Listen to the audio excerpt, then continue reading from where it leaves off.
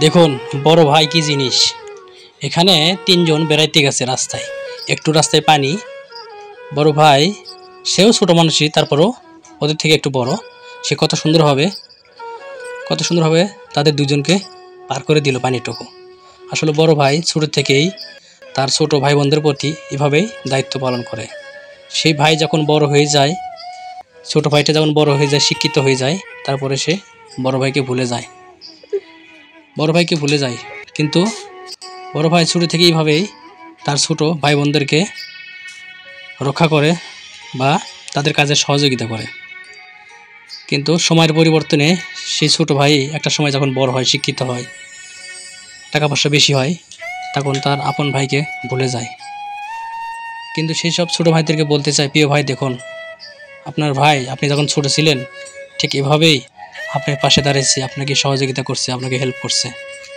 সবাই বড় ভাইয়ের জন্য দোয়া করুন এবং ভিডিওটি শেয়ার দিবেন।